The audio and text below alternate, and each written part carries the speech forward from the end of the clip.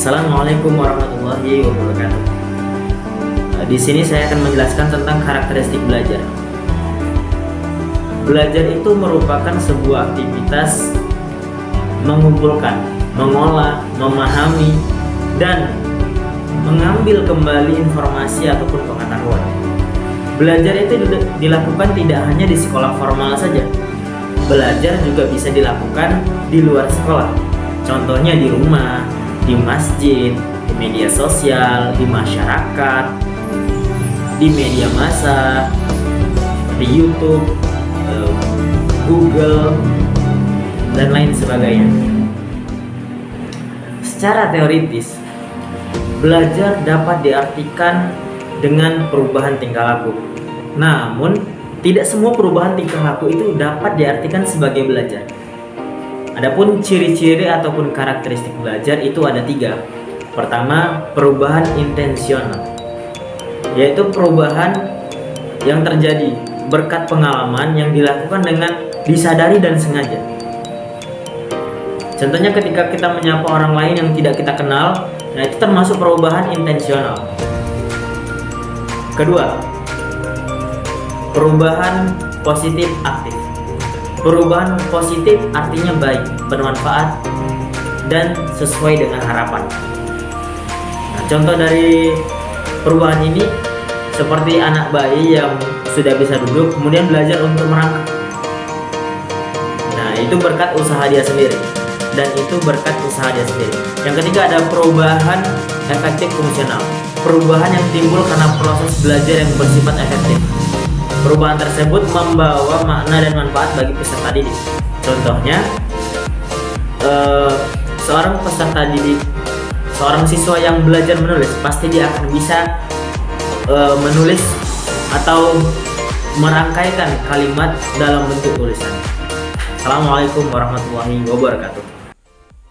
Manifestasi perilaku belajar peserta didik terdapat 9 jenis. Yang pertama yaitu manifestasi kebiasaan. Menurut Bob Hartz, kebiasaan itu adalah pengurangan kecenderungan respon dengan melibatkan stimulus yang dilakukan secara berulang-ulang. Contoh, seorang atlet gulat atau atlet lari yang melakukan tindakan tertentu secara berulang-ulang itu akan menghasilkan hal yang positif. Yang kedua, manifestasi keterampilan. Menurut Mcmer, manifestasi keterampilan ialah suatu kemampuan untuk melakukan suatu pola tingkah laku dengan rapi, kompleks, beriringan untuk mencapai suatu hasil tertentu. Bisa dikatakan terampil apabila bisa memperdayagunakan orang lain untuk kemampuannya secara tepat dan baik dan akurat. Yang ketiga, manifestasi pengamatan. Menurut Suyanto, manifestasi pengamatan ialah proses untuk mengenal dunia luar melalui semua indera yang kita miliki, yaitu indera penglihatan, perasa, peraba, pendengar, dan segala macamnya yang terdapat dalam 6 indera yang kita ketahui. Yang keempat, manifestasi berpikir rasional dan kritis. Berpikir rasional yaitu siswa diharapkan menggunakan logika akal sehatnya dalam menafsirkan, menganalisa, dan menyimpulkan suatu peristiwa yang terjadi. Berpikir kritis yaitu siswa diminta agar bisa menggunakan konsep kognitifnya dalam memecahkan sebuah masalah, menyusun strategi, dan menguji sebuah penelitian atau hipotesis. Yang kelima yaitu manifestasi asosiatif dan lainnya. Asosiatif yaitu penggabungan atau menggabungkan. Siswa diharapkan bisa menggabungkan antara pembelajaran pada pertemuan yang lalu dengan kegiatan proses pembelajaran pada saat sekarang ini dengan menggunakan daya ingat. Dan yang keenam yaitu manifestasi sikap. Sikap atau attitude adalah suatu hal yang terjadi karena adanya sebuah tindakan dengan cara yang tertentu. Maka diharapkan para siswa bisa menggunakan attitude-nya dengan baik dalam menuntut. Selanjutnya, yang ketujuh yaitu manifestasi inhibasi.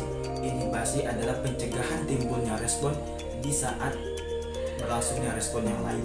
Misal dalam sebuah pembelajaran, yaitu bisa membuat siswa berpikir mana yang perlu dicatat dan mana yang tidak perlu dicatat. Yang kedelapan yaitu manifestasi apresiasi. Apresiasi yaitu penghargaan terhadap sebuah karya atau sebuah pencapaian capaian dari siswa tersebut.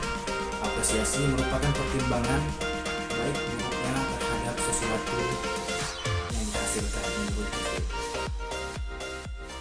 Yang terakhir, kesembilan, yaitu manifestasi tingkah laku afektif. Manifestasi ini ialah ranah afektif yang berkaitan dengan nilai dan sikap. Menurut Derajat, sistem nilai itu bisa dijadikan pedoman dan petunjuk dalam kehidupan, baik dalam duka maupun suka. Sebelumnya perkenalkan, nama saya Maylani Zuria dengan NIM 204222163. Nah, di sini saya akan menjelaskan mengenai ragam-ragam belajar. Terdapat 8 ragam-ragam belajar. Yang pertama, ada ragam belajar abstrak. Belajar abstrak ialah belajar yang menggunakan cara-cara berpikir abstrak. Tujuannya untuk memperoleh pemahaman dan pemecahan masalah-masalah yang tidak nyata. Yang kedua, ada ragam keterampilan. Belajar keterampilan adalah belajar dengan menggunakan gerakan-gerakan motorik yang berhubungan dengan urat syaraf dan otot. Tujuannya untuk memperoleh dan menguasai keterampilan jasmani yang tertentu. Kemudian yang ketiga, ada ragam sosial. Belajar sosial ialah belajar memahami masalah dan teknik untuk memecahkan masalah tersebut. Tujuannya untuk menguasai pemahaman dan kecakapan dalam memecahkan masalah-masalah sosial. Yang keempat, ada ragam pemecahan masalah. Belajar pemecahan masalah adalah belajar menggunakan metode ilmiah atau berpikir secara sistematis, logis, teratur, dan teliti. Yang kelima, ada ragam rasional. Belajar rasional ialah belajar dengan menggunakan kemampuan berpikir secara logis dan sistematis atau sesuai dengan akal sehat. Kemudian yang keenam, ada ragam kebiasaan. Belajar kebiasaan adalah belajar proses pembentukan kebiasaan baru atau kebiasaan yang telah ada. Tujuannya agar siswa memperoleh sikap dan kebiasaan perbuatan baru yang lebih tepat dan positif dalam arti selaras dengan kebutuhan ruang dan waktu. Yang ketujuh, ada ragam apresiasi. Belajar apresiasi adalah belajar mempertimbangkan arti penting atau nilai suatu objek. Dan yang kedelapan, ada ragam pengetahuan. Belajar pengetahuan ialah belajar dengan menggunakan cara penyelidikan mendalam terhadap suatu objek tertentu. Tujuannya agar siswa memperoleh atau menambah informasi dan pemahaman terhadap pengetahuan tertentu yang biasanya lebih aktif dan memerlukan kiat khusus dalam mempelajarinya. Saya Wizarati Aulia dengan NIM 204221119. Pada kesempatan kali ini, saya akan menyebutkan tentang 8 jenis belajar menurut Robert M. Genge. Yang pertama adalah belajar isyarat. Belajar isyarat bertujuan untuk meningkatkan kemampuan peserta didik di dalam menanggapi suatu refleks. Kedua, belajar stimulus dan respon. Artinya, proses pembelajaran bertujuan untuk mengubah perilaku dari stimulus dan respon yang diberikan. Ketiga adalah belajar rangkaian. Artinya, proses pembelajaran terjadi akibat adanya rangkaian dari stimulus dan respon. Yang keempat adalah pembelajaran asosiasi verbal, yakni belajar untuk mengungkapkan dan menggambarkan sesuatu secara verbal. Yang kelima adalah belajar membedakan, artinya proses pembelajaran terjadi untuk memahami perbedaan karakter dari sesuatu yang dipelajari. Keenam adalah belajar konsep, artinya belajar untuk kebenaran secara pasti tentang sesuatu objek. Yang ketujuh adalah belajar aturan, artinya pembelajaran yang terjadi didasarkan pada prinsip yang sesuai dengan data, fakta, peristiwa, dan pengalaman yang ada. Dan yang terakhir adalah pembelajaran untuk memecahkan masalah, artinya belajar ini didasarkan untuk meningkatkan pemikiran secara cermat dalam mengatasi suatu permasalahan dan memunculkan solusi dari permasalahan yang ada.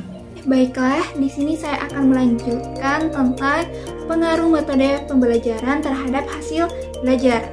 Belajar merupakan suatu proses pembelajaran yang dimana akan menimbulkan suatu pembaruan dan perubahan terhadap tingkah laku seseorang.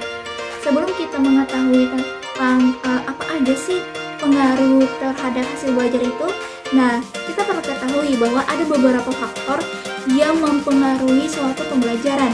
Yang pertama ada faktor individual. Faktor individual ini yang meliputi tentang kematangan pertumbuhan, ada tentang faktor kecerdasan, inteligensi, dan ada faktor motivasi dan faktor pribadi. Nah, yang kedua itu ada faktor sosial, yang dimana meliputi tentang keluarga, guru, ke lingkungan sekitar, dan lain-lain. Nah, ada sumber lain yang mengatakan bahwa ada dua golongan yang mempengaruhi pembelajaran atau hasil belajar. Nah, di mana ada dua faktor ini yang dapat digolongkan, yaitu yang pertama, ada faktor internal. Faktor internal ini tidak jauh beda terhadap faktor individual tadi sebelumnya yang dijelaskan, yang dimana faktor internal ini digolongkan menjadi 3. Yang pertama ada faktor jasmani, yang kedua ada faktor psikologi, dan yang ketiga ada faktor kelelahan. Nah, yang kedua ada faktor eksternal. Nah, faktor eksternal ini juga tidak jauh beda terhadap faktor sosial itu, yang dimana meliputi tentang 3 golongan juga. Yang pertama ada faktor keluarga, yang kedua ada faktor guru atau yang berada di sekolah, dan yang ketiga ada faktor lingkungan. Nah, mungkin di sini saya menyampaikan sekian dari saya. Apabila ada kesalahan dan kekurangan, dan semoga apa yang teman-teman sampaikan sebelumnya bisa bermanfaat dan mengambil ilmu dari teman-teman sekalian semua. Saya perwakilan dari kelompok 3. Wassalamualaikum warahmatullahi wabarakatuh.